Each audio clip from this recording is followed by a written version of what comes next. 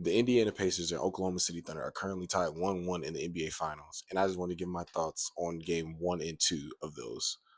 I'm going to talk more about game 2 because I have more notes on those because in the third quarter of game 1 I stopped taking notes and really just started paying more attention to the game.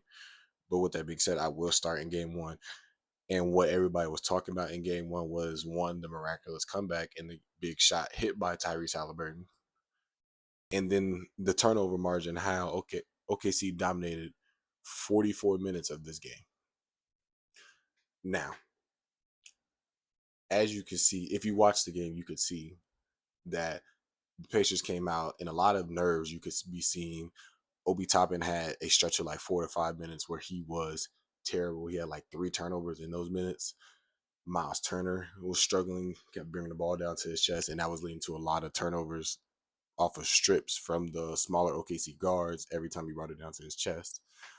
But in the second half, they really cleaned up on those turnovers and they only had 6. And that's what really led to this comeback. And also on the Thunder side of things, they just weren't hitting their shots. They had a lot of wide open threes that they just missed, and just had a lot of mid ranges that of shots they just did hit. Specifically, Jalen Williams and Chet Holmgren. I think pretty sure I saw a stat where they combined for one jump shot together, like one made jump shot, and a lot of that was cleaned up in game 2. And in game 2, you saw the Thunder really make Tyrese Halliburton work more one on one. They didn't switch on screens because that's how they tore them up in the first game. But what they did was a lot of show and recover. So they would have Isaiah Hartenstein or Chet Holmgren ice the screen and then Case to allow Case and Wallace to recover. And then a lot of times that led to deflections or thrown off rhythm because a lot of help came on the roller if the screen was Miles Turner or whether it was Siakam. So that led to a lot of complications in the normally great Indiana offense. So I like how the Thunder adjusted to that. And then for game 2, the Thunder really just came out on offense and they made like slight adjustments to where they would have either Alex Cruz or whoever was in the corner be like slightly cut because they would have somebody like Siakam or Neesmith guarding 2 people at the corner and the wing, and that would lead to a lot of miscommunication and a lot of open threes for people like Aaron Wiggins, and then like Alex Caruso, who had pretty sure Aaron Wiggins had like 17 or 15 points, and Alex Caruso had 20. So I like the adjustments Mark Dagnall made in that game. But as far as Indiana, what I want to see from them as a fan and also as a fan of the sport is I want to see Tyrese Halliburton be more aggressive. In game 2, it felt like he was doing everything in his power to not make his presence known, and the Thunder were able to completely take him out the game. He went into the fourth quarter, I'm pretty sure 2 for 7, and then 10 minutes left, he decided to be really aggressive. I'm pretty sure he had 10 points in that fourth quarter. So if he was able to play like that for the entire game, who knows how this comes out. But game 2, I feel like was a must win for the Thunder. I'm looking at my notes now, and I put Chet Holmgren was really good on switches and ISO defense on Tyrese Halliburton when they did force him to switch. So I really wanted to point that out. And then a lot of the times when Indiana was putting a run together, Shea Gilgeous-Alexander was able to either hit a timely shot or kick it to Aaron Wiggins, who then hit a shot to stop the bleeding and completely end the momentum that the Pacers had. Excuse me, had gained. So I really like the Thunder staying poised and staying completely in control of this game, keeping the Pacers at arm length and then some. But the 3 things I want to see from both teams, starting with the Pacers, I already said Tyrese Halliburton be more aggressive.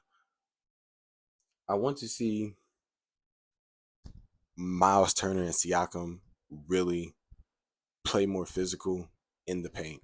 Try to get more, try to really dominate the matches because if they're going to continue to roll out the lineup of Shea, Cason Wallace, Lou Dort, Jalen Williams, and Chet Holmgren, that lineup is smaller, and Chet isn't really the big bruiser center that they've gone against. and Miles has a size advantage on him. So I would like to see Miles play with more aggression like he did in game two. It felt like he was really playing really physical and bumping Chet off his spot, and he was able to get a lot of shots and mid ranges off of that. Siakam has been good in both games. He was the leading scorer in game one and had 10 rebounds when they went small. He was really able to really get his buckets when they were needed. And he was a big part of why we had that comeback as well. But another thing I want to see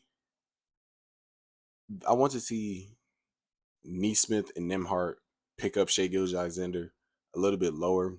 I know that our whole identity has been picking up full court and really making the opposing team's star guard or star player work full court and tire them out in the long run.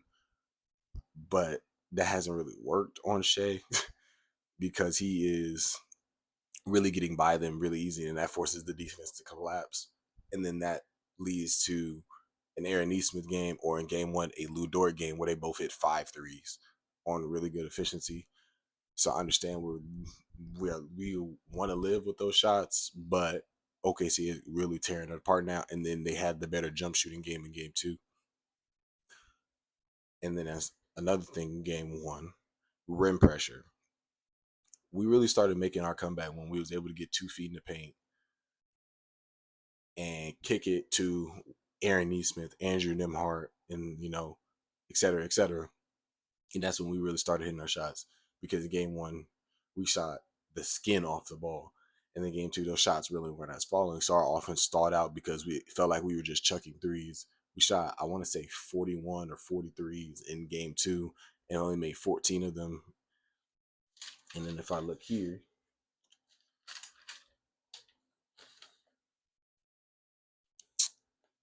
nope, I didn't write it down. But I really want us to focus on getting more paint touches, because the thing OKC loves to do is they'll send 3-4 at the ball and they'll swarm on those. So if we can really take our time and be patient, then we can kick to shooters and really get them more in rhythm, because a lot of the shots we did miss were open, yes, but then we get the contested ones and that threw us off rhythm to begin with. So that's why the other ones were falling, in my opinion. I have some notes for when we was at halftime. I wanted to see the Pacers go small a little bit more, even though Miles did come out in the third quarter and have a really good quarter. I'm pretty sure he had like 8 or 10 in that third quarter and then sat for like the second half of it. But I really want I really want the Pacers to really slow down on offense, because sometimes I feel like their turnovers are really just them rushing, and then they chucked up a bad shot early in the shot clock, or they got stripped because they drove into a trap or 3 different defenders. So I just want to see them slow down. And as far as for the Thunder played almost a flawless game in game two. They were up 20 most of the game. If not 20, then it was 15. They got great games from the role players. And then Shea dominated as usual. But for the Thunder, I want to see Jalen Williams and Chet really keep this momentum going from game two. Now, I know they're on the way to Indiana, so it may be a little bit more difficult in the hostile crowd. And, this Indiana team hasn't been in the finals in 25 years, so I expect that arena to be rocking, just like how the Oklahoma City fans were loud and passionate. But I want to see the 2 stars of this OKC Big Three really stay consistent. Chet has been fine on defense, if not great on defense, as far as J Dub. But I really want to see them get into rhythm early.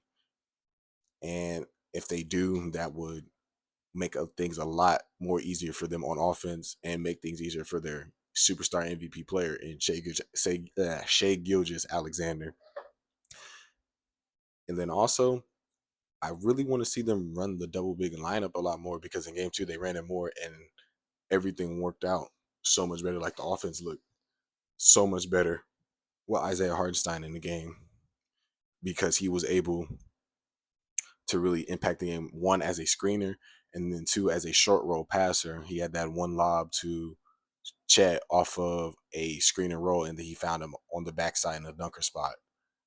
Those things do not happen if they aren't running Chet and Isaiah Hartenstein together, because Isaiah Hartenstein is such a special passer at his size. And then moving on to Indiana, I already said I want to see them get more rim pressure, and I want to see just their normal guys step up more, specifically Tyrese Halliburton. And Andrew Nembhard has been fine defensively in these first two games, and then offensively he stepped up large in the fourth quarter of game one, but in game two, it felt like everybody in their starters really disappeared outside of Miles Turner, and then Pascal Siakam struggled. But I want to, like I said, I want to see them slow down. I want to see them take better shots and try not to get as and try not to for force themselves into as many turnovers as they did in both games. Um, and speaking of both games, whoever won the rebound margin has won both of these games. First game, I'm pretty sure the Pacers won by 17, and they had a lot of offensive rebounds down the stretch that really killed the Thunder. And then the exact opposite happened in favor of the Thunder, and that's what won them. They had a lot of offensive rebounds, and that's what killed any momentum the Pacers had down the stretch. Now, what do I expect in game three? There's a saying that role players play better at home, so I don't expect another down shooting night from the Pacers. Maybe Tyrese feels more comfortable at home and he plays with that aggression that he usually plays with in the fourth quarter. Who knows? Lu Dort has done an exceptional job on him, really taking him out the game and limiting his usage.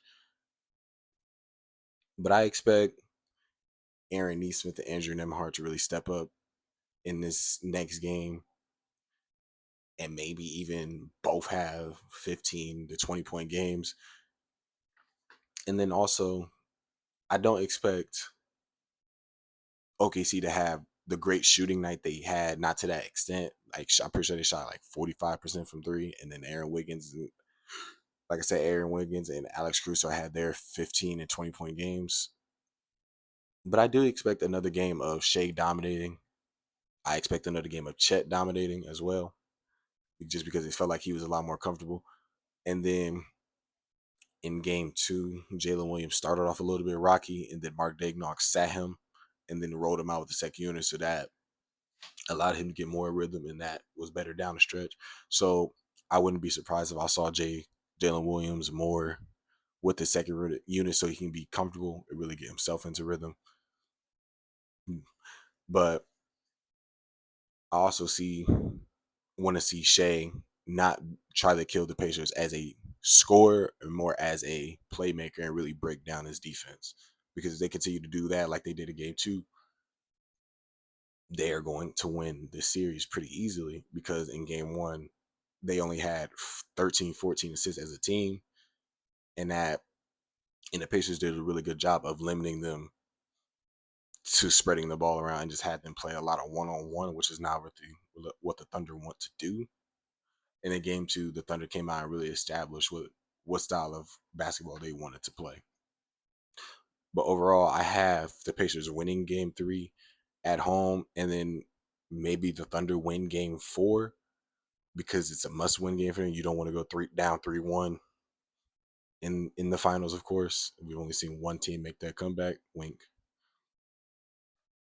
But I really enjoyed this series through two games, and I'm excited to see who will come out in game three and really make their identity known.